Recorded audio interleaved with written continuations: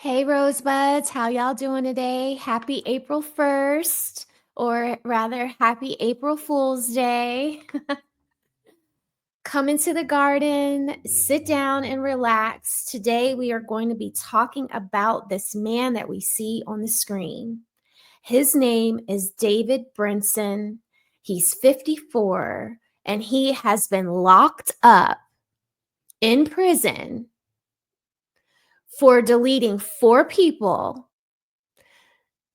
for 30 years. He got convicted in 1994 for deleting 4 people. Yes, I said that correctly. Okay. He was married to a Mrs. or Ms. Stephanie Diane Brinson, and she was 62. Okay. When was she deleted? She was deleted back in 2024 in November. Okay, I believe right before Thanksgiving. And at the time, her deletion was considered maybe natural causes, but eventually it was considered suspicious. Okay. Now, how did she pass away? Well, she passed away when she went and visited her convicted deleter husband for a conjugal visit at the Mule Creek State Prison in Lone, California. Now, I don't know if I'm pronouncing the city correctly, but it's Lone, and it's in California. From what I was researching, I believe it's close to Sacramento, California. Okay. So I went down the rabbit hole today so that you don't have to.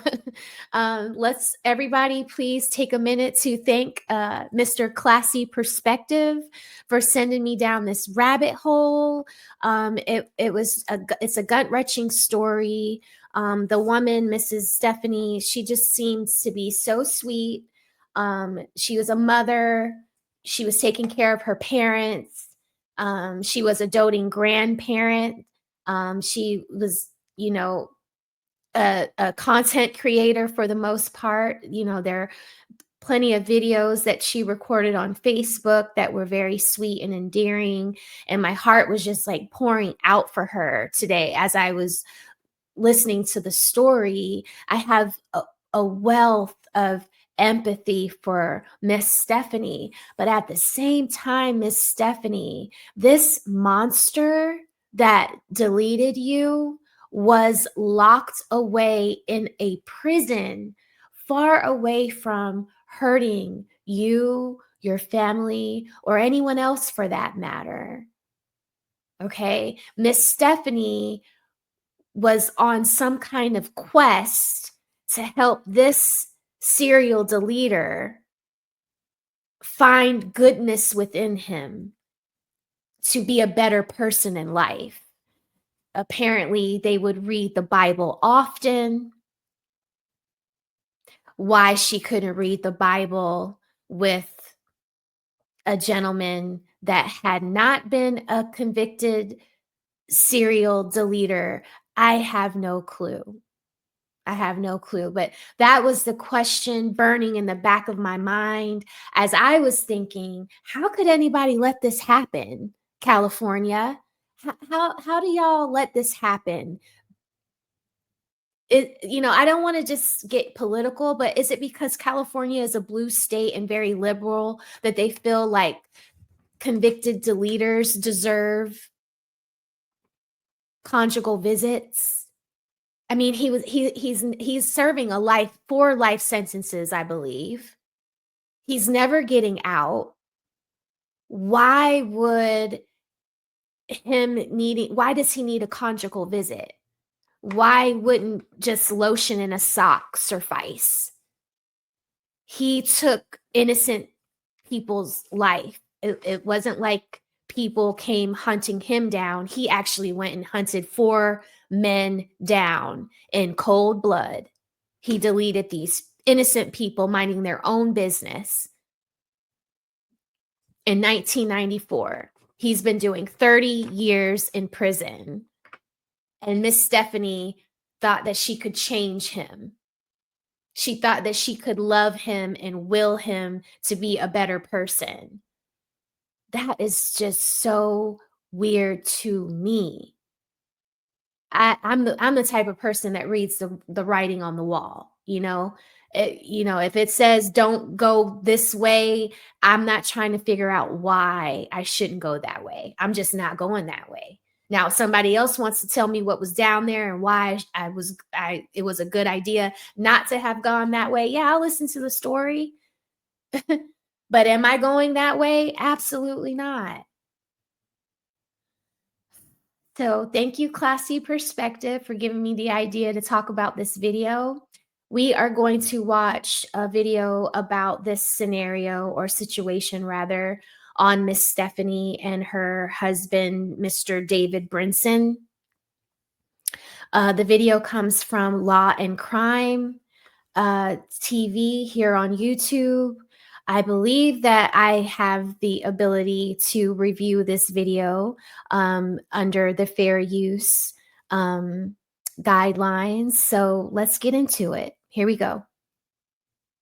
Convicted mass murderer already serving life behind bars is now accused of killing again, this time his own wife during a conjugal visit.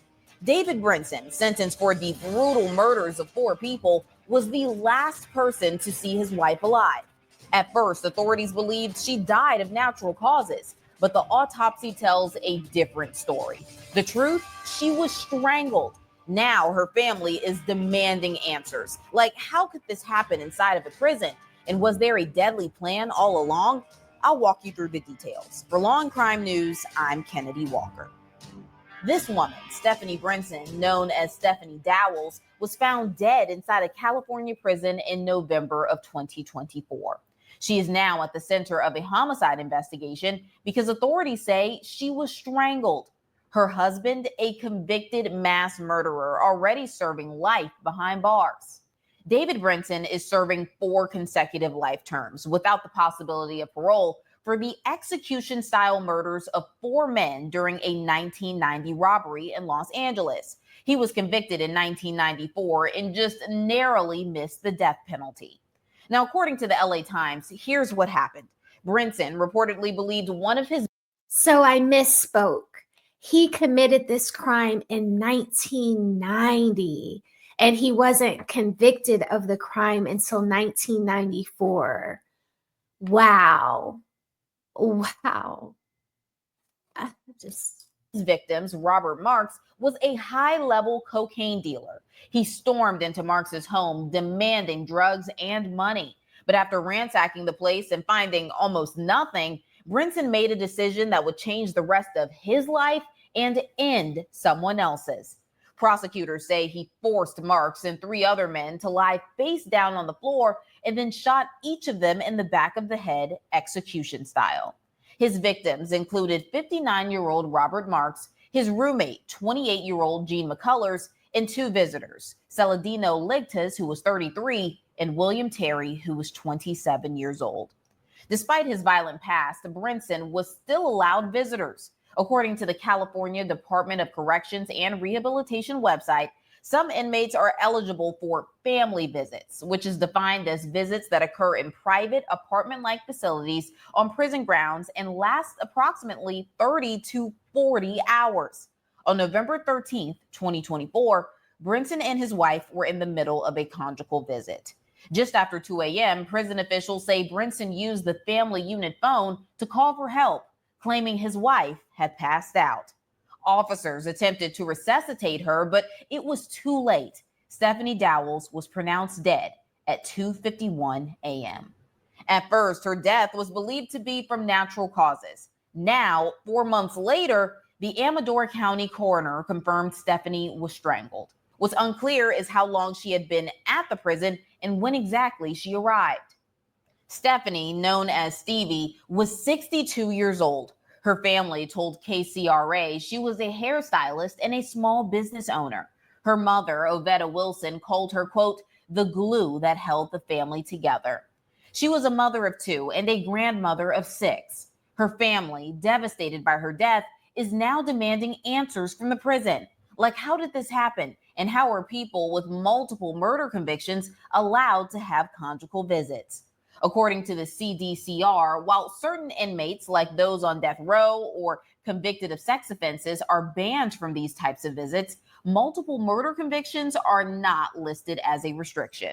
Regarding security, multiple deleting incidents, like I guess, like, I can understand if you've deleted people that were about to harm you, or maybe a war crime. Okay, I can get that. But a crime like this, where he walked into some innocent man's home and decided to kill everybody that was inside of it, that deserves a conjugal visit. It doesn't matter when it happened. It doesn't matter if it happened a year ago or 30 years ago. Why is California giving this man sex?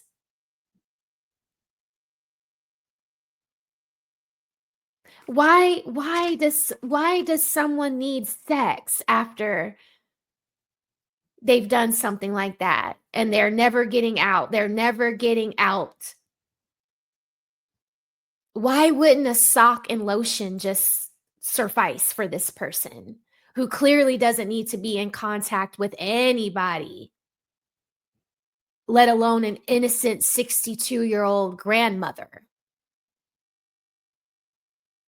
I think this has got to be dumb on the California prison system, whatever people vote for this kind of crap, but also for Miss Stephanie. It's like you left your good, safe family, your good, safe home, everyone that loved you, your grandchildren, your mother and your father, your 2 children. You left the safety of their love and comfort for a serial deleter in prison. On the rabbit hole that I went on today, there was a video that I watched that said she even brought a grandchild with her on a visit to see this man. Now, I know I can't tell my mama what to do. I know it. I know you can't tell grown people how to live their life, right? And my mama is not going to listen to me if I tell her, Mom, I don't think that's a good idea. Don't do this, right? But the one thing I do have control over is my son. And if I tell my mother, do not feed him McDonald's, do not feed him Wendy's, do not take him to a federal penitentiary, that ain't happening. Don't do that. She's not doing that. I don't know what was going on with Miss Stephanie. If you're lonely, I understand being lonely. I understand that. But being lonely and going and marrying a convicted serial deleter, I don't know how that you'll never be able to bring home to your family or sleep with in your home, in your bed. I don't get how that's quelling the loneliness inside of you, right? Because when you're not with him, all you have is phone calls and letters. And that's like lonely too, right? Like that's a form of loneliness. I couldn't imagine just only being able to write letters and talk on the phone with my husband, you know? I couldn't. That wouldn't be enough for me, you know? That wouldn't be enough for me. It's just so many things wrong here.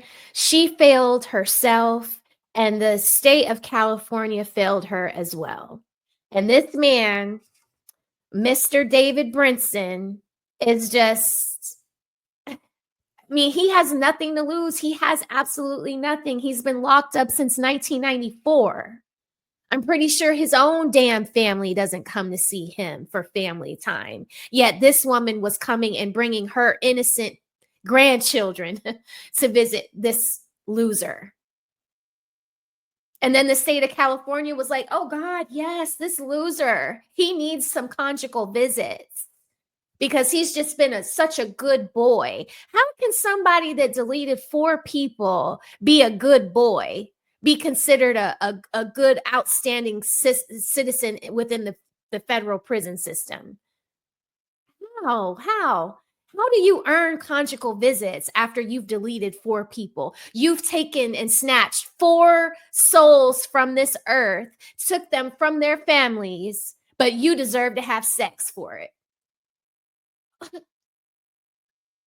That just burns me up. On top of the fact that Miss Stephanie left her loving home to go and give this man some of her graciousness, and he choked it out of her. He was probably so sick of her trying to change his shady ass, and was like, you know what? I ain't got shit to lose. I've been wanting to do this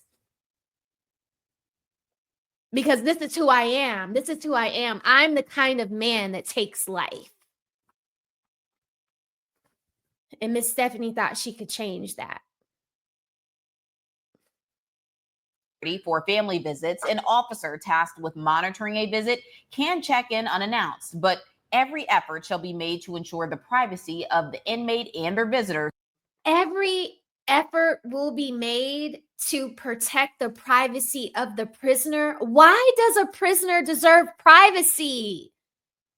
What about the men who he deleted, where they were in the privacy of their own home?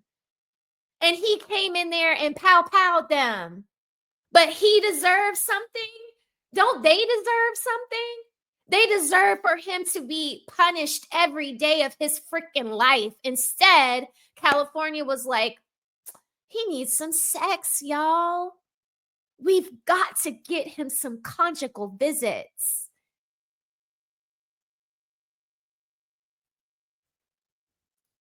According to the CDCR manual. As of now, no charges have been filed, and officials say the case remains under investigation. The Amador County Sheriff's Office confirmed. Look at his eyes. Look at him. I'm out late at night. I go, I typically have gas in my car. So if I'm at a gas station late at night, it's to get a snack before I come home. I really like hot Cheetos. I don't get to have them often. And I do like to sneak them when I'm alone so that I'm not judged by my husband or my son when I'm eating them. But I go into a grocery store or a convenience store late at night or even in the morning, and I see this man, I am going the other way. His little beady black dark eyes just scared the shit out of me. And I'm just looking at him all the way in Georgia, far away and removed from this sucker. And she was laying up with him for a conjugal visit for 30 to 40 hours alone, unsupervised. Miss Stephanie, this is just a waste of your time. Confirmed to the Los Angeles Times that Brinson is officially suspected of killing his wife. If convicted, this would be Brinson's 5th murder charge. And joining me now is prison consultant Justin Paperny. Justin, it's great to have you, and we want to get your perspective. First, how strict is security during conjugal visits or family visits, and are inmates ever left completely alone with their visitors? Well, during the regular visitation in prison, there's always going to be guards inside of that room watching. There can be some embracing at the beginning and end of a visit. Sometimes prisoners get frisky. They'll break it down. They'll shut it down. They can end the visit for that prisoner and everyone. When there's a conjugal visit, part of it is you've earned the right through good behavior to actually have some privacy. So it's not going to be total scrutiny, but there will be some checking in. But with that comes some time alone, and allegedly some devastating things can follow, like allegedly someone getting killed. I want to thank our sponsor, Odoo, for making news stories like this possible. Odoo is in. He went to prison. There should be some connection. And how common is it for violent offenders to be granted family visits? And do you think policies around this should change? It is pretty common, as we see here, and this person had been in prison for a very long time and apparently had built up a record that compelled prison staff to think, okay, he's worthy of these niceties, so to speak. The problem is when something like this happens, everyone's going to be held accountable. And that's sort of like prison. Even in a minimum security camp, you don't clean the microwaves well enough, no one's going to get the microwaves for a week. So in a scenario like this, prisoners who have earned it through good behavior, who are following policy and programming and preparing to come home. What this man just said, preparing to come home. This man was never coming home, y'all. He's in prison for deleting 4 people. He's serving 4 consecutive life sentences. There was no reason that he needed sex and conjugal visits from his play wife, Miss Stephanie. There was no reason for that. He wasn't ever getting out. Why? Why did he need conjugal visits? Maybe non-violent offenders who have families need conjugal visits. You know, maybe somebody that stole a car, or somebody that stole $2 million from their employer, somebody that committed a non-violent crime. I can see them that one day you committed a non-violent crime. You're going to go back out into society within 5, 10, 15 years. I can see them allowing a conjugal visit. I'll give it that. I'll give them that, you know. But a convicted serial deleter that busted into someone's home and deleted everybody in sight because he didn't get what he wanted or what he was looking for. He deserves conjugal visits and 40 hours alone with an innocent woman that has no phone, none of her personal items, because I think they take those things from you, aside from the phone that was in the room that he used to call them for her death.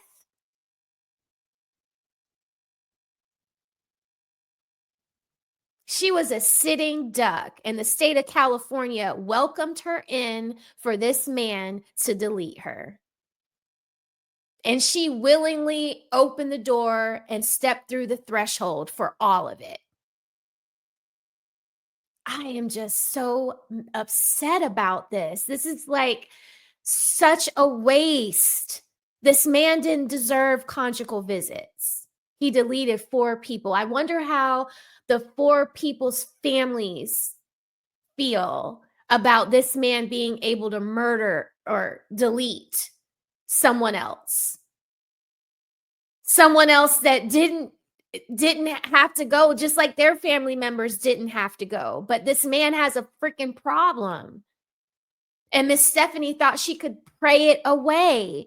Ladies, you cannot pray things away. You will become the prey, like Miss Stephanie did or became the prey for this man to choke the life out of her. I mean, they are going to pay the ultimate price for this because, of course, there's going to be investigations. It's going to lead to more scrutiny, and prison is concerned about safety. So you can expect them to say, for the time being, we're going to shut down this process while we reevaluate our processes. So people who have earned it are really going to struggle. And of course, I empathize for the family who's enduring this traumatic tragedy. Are there any security measures in place inside these family units, and how often are they checked by the prison staff? Well, there are certainly security measures, and they're supposed to be checked every single day repeatedly to make sure that the prisoner has the privacy they need, but also there's checks and protocols to make sure they are supervising the prisoner. So whether it's hourly or every few hours. This man, what's his name again? David. He deserves privacy. I just like, this is so laughable, but it's not funny. Why does somebody that is in jail for deleting 4 innocent people, why does he deserve privacy? Why? What about the men who he deleted? Did they deserve privacy while they were chilling in their home, just like I am now? Just like many of you watching me are right now. You're chilling in your home, in the garden, wherever you're at. You deserve privacy. Yes. But does a serial deleter in prison deserve privacy? Are we really saying that, California? Are we really saying that, California? That Mr. David Brinson, 54, convicted felon, serving 4 life sentences for deleting 4 innocent men, he deserves some freaking privacy? Hours, they're supposed to check that there's been a screening, they've watched, that everything is in order. But these people don't even know how long the lady was there. They don't even know how long she had been there. And I was trying to find all day how long they had actually been married before this happened to her. I would love to know if anybody knows or has any articles that are linked to that discuss how long they had been married to each other. I don't have Facebook on my phone anymore, so I wasn't able to like go onto her Facebook page and kind of like piece it together before I shot this video. But I would love to know, like, how long was she married to this convicted felon before they started the conjugal visits? How many conjugal visits did they have before this happened to her? in an instance like this, if this person actually committed this crime, how long would it take? Just a minute or two, a few minutes? So if you're sick and you want to kill someone and you have a little semblance of privacy, you don't need much time. So that's the problem with these conjugal visits. It is different than a visitation where you are always in front of staff. If you're going to have some privacy and you have someone who is sick and wants to hurt, all you need is just a few moments for it to happen.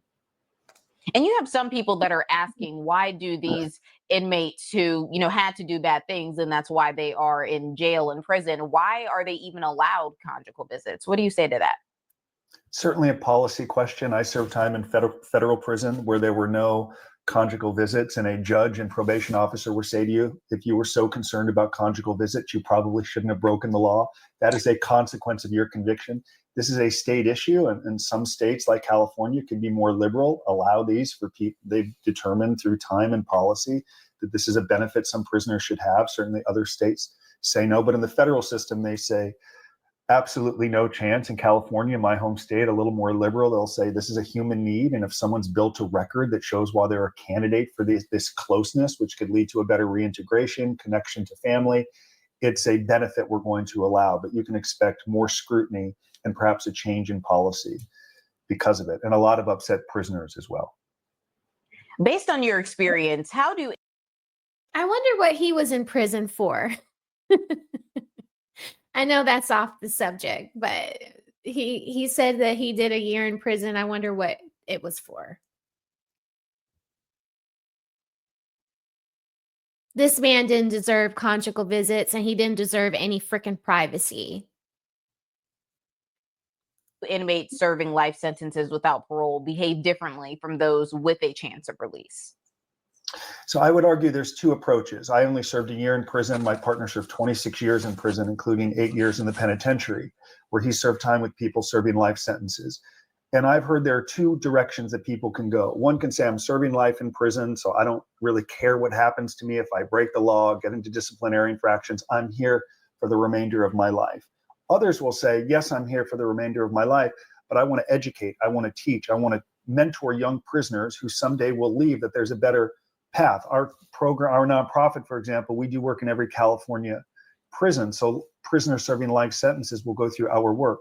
So some will say, I want to educate and teach and give back and make sure nobody returns. Others will say, I don't care, I'm going to live my life. There are things that I want.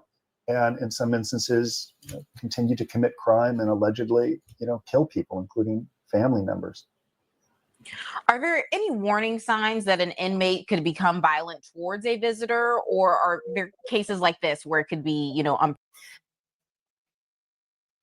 Any warning signs? The man deleted 4 people. That's why he's in there. That's the warning sign. Like, why ask that question? The man deleted 4 people already. That is the warning. He deleted them for no reason. It wasn't like these men were hunting him down and trying to delete him. He busted into random people's houses or house looking for Snow Cane and didn't find it and decided, you know what, since I can't get what I want, all y'all have to be deleted. And he deleted them. Like, that's the sign. That's the sign, Mrs. Stephanie. That was the sign for you to stay the F away from this loser. Are there signs? Yes, the conviction, the 4-time conviction.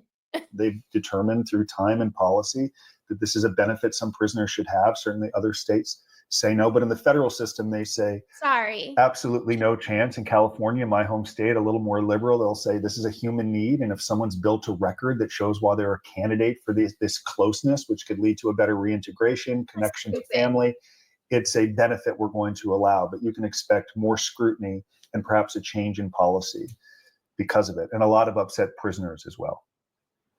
Based on your experience, how do inmates serving life sentences without parole behave differently? Mentor young prisoners who someday will leave, that there's a better path. Our program, our nonprofit, for example, we do work in every California prison. So prisoners serving life sentences will go through our work. So some will say, I want to educate and teach and give back and make sure nobody returns. Others will say, I don't care. I'm going to live my life. There are things that I want. And in some instances, continue to commit crime and allegedly, kill people, including family members. Are there any warning signs that an inmate could become violent towards a visitor, or are there cases like this where it could be, unpredictable? Well, this wasn't unpredictable. It wasn't unpredictable. We already know what this man is capable of. Okay. And so did Miss Stephanie. She thought some verses in the Bible were going to assuage this man of his evilness. It didn't. You look at the history of this prisoner killing people in cold blood in 1994, right? So you have the history that led someone to a life sentence in prison. So right out of the gate, that is a telltale sign. Then you look at their prison record. What have they been doing? Are they programming? Are they going to education? Are they going to counseling? Are they building some record that shows that they're a candidate for this? Or is it, we're going to let anyone who has access or who has been in prison long enough qualify for this program? We're of the opinion that you should earn your way home. You should earn your way if they allow conjugal visits to having a conjugal. He was never coming home. He's never going to earn his way home. He has forfeited his right to ever come home because he has been convicted of deleting 4 innocent people in cold blood. So why was he granted conjugal visits?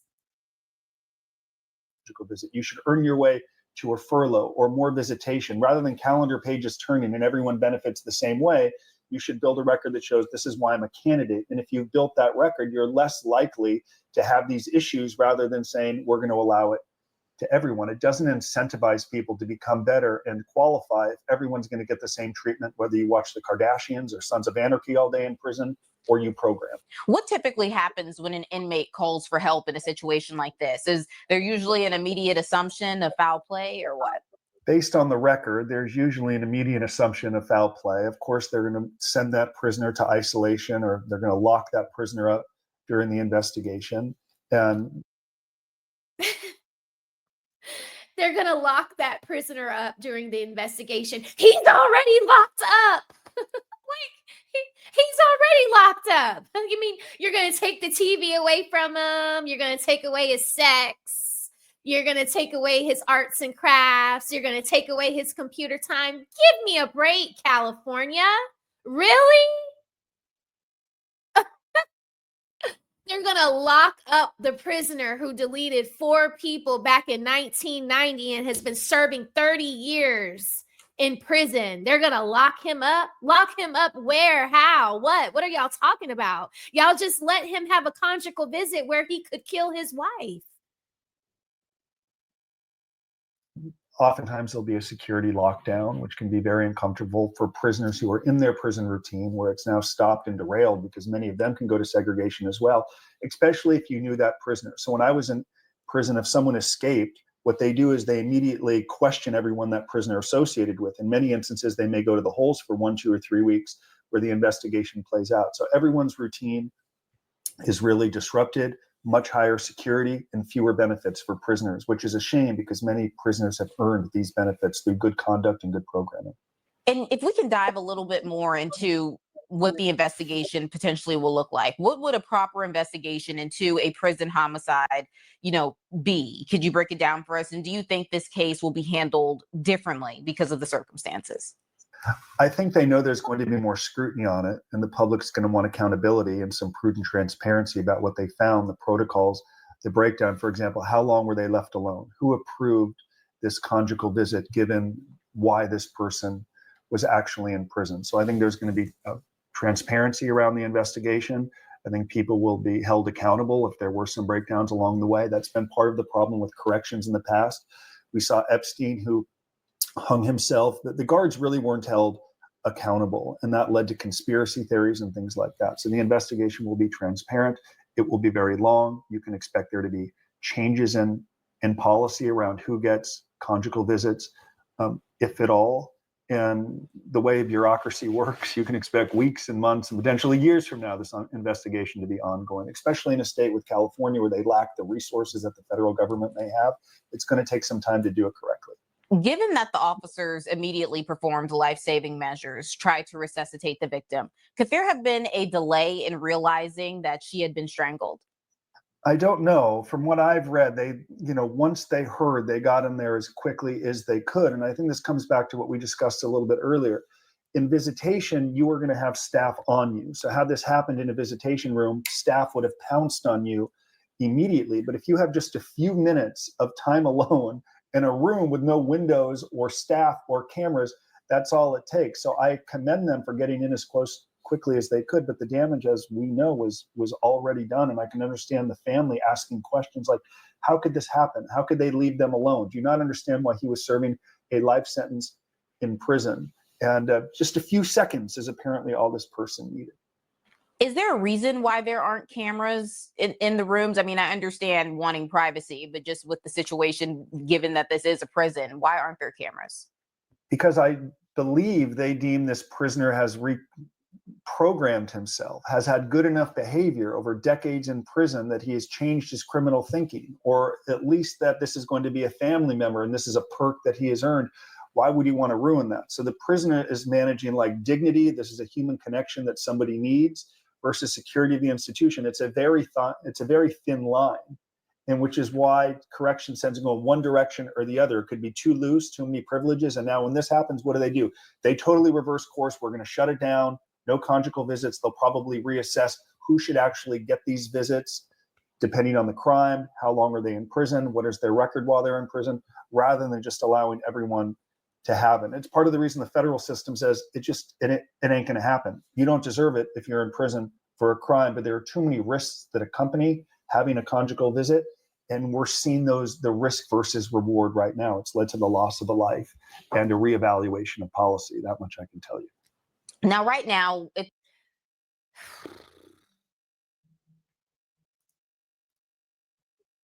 Y'all, I'm going to leave it there. I'm going to drop the link to this video in the description box. I think old girl's dress was so cute. I want to start getting some wrap dresses. HQ has really, really, really called me out. I don't have enough dresses. So now every time I see a cute dress, I'm like, ooh, mental note, I need to get more dresses because I need to be more like HQ. But anyway, what do y'all think? What do y'all think? Do y'all think that this man deserved conjugal visits? Do you think that someone that deletes 4 innocent people in cold blood deserves to be able to do things like have sex with human flesh, innocent human flesh? I don't think so. But then also I don't think that an innocent human being should be consorting with the likes of people like Mr. David Brinson. I don't think Miss Stephanie, I think she was very misguided in her thought process, thinking that she could change this man, thinking that she could rehabilitate him through reading Bible verses and coming to have sex with him. I think Miss Stephanie comes from Jamaica. I think that's what I believe that's what I read today, that, her family are immigrants from Jamaica. She was a businesswoman living out of California. She seems to have been very accomplished. She had 2 children, 6 grandchildren. She was taking care of her mother and her father. And now she's not here anymore because she thought she could rehabilitate a bad boy. Young ladies, you cannot change a man. A man changes himself if he wants to. I don't think Mr. David Brinson thought there was anything wrong with deleting people. And I think that is why he ended up deleting her. So when there are red flags that you can clearly see, because he was convicted of a crime in 1994, and he had been sitting his ass in prison for 30 years. If those aren't 5 red flags for you, I just don't know what else you would need to see to say, stay the fuck away from people like this. I wouldn't suggest this for my enemy, to go and start marrying men behind bars in prison that have done and committed violent crimes. I'm not saying that you can't find somebody that has a record and be in love with them and it not work out for the better. I mean, this man here that we were watching that was speaking really well and eloquently, he said he did a year in prison. I'm pretty sure it was a nonviolent crime, right? So if it's nonviolent and, I think that there can be redemption, but not for murder, not for deletion, not for graping. Those things don't go away. If you're able to do those things once, then you'll do them again. So young ladies, let this be like a cautionary tale for you. Growing up in life, pay attention to what's going on around you. If 12 jurors found it necessary to lock this man up for life for deleting 4 innocent people, I think the youngest person that he deleted was 27 years old. That person had their whole life ahead of them. And because he couldn't find the snow cane and all that, he deleted that person. Totally stupid. But that is a red flag that she should have paid attention to and stayed away from this man. I feel sorry for her family. I would have really been harking on my mom's case. I would have been on her like white on rice. Why are you dating this man? Stay away from this man. Stop going to see this man. Don't take my child to see this man. I would have been up my mom's butt about finding another man. I understand being lonely. I don't understand putting yourself in danger for scumbags like this. What do you think, Rosebuds? Y'all tell me in the chat. I'm going to leave this video in the description for you all to finish. I'd love to hear what you think about this. Rest in peace to Miss Stephanie. I'm going to call her Stephanie Diane. I'm not even going to say that man's last name because she was better than him to take his last name. She was better than that. So rest in peace to you. Condolences to the family. I hope the state of California has to pay handsomely for allowing this to happen under their watch. Period. Bottom line, this convicted deleter didn't deserve a conjugal visit, and that just should have been nixed right out the gate. Right out the gate. He needs constant supervision. He doesn't deserve human interaction after taking 4 innocent people's lives. He doesn't deserve it. And so that's why I feel like you guys should pay this family for their mother, their grandmother, and their daughter not being here anymore. That's my take on it. I would like to thank Mr. Classy Perspective for putting this in front of me today and sending me down this rabbit hole. I think I started in on this rabbit hole at like 7 o'clock in the morning. It was a lovely distraction to what we went through today in federal government service. Shout out to all of my federal workers out there. For those of you that have lost your jobs today, I'm very sorry. But that doesn't stop the public health mission. And there are other agencies that will welcome you all with open arms. I just know it. I just know it. So if you made it this far in the video, I would love for you to drop a rosebud in the chat for me. Let me know how I did. And I will see you all in the next video. Have a great night, Rosebuds. Love y'all. Bye-bye.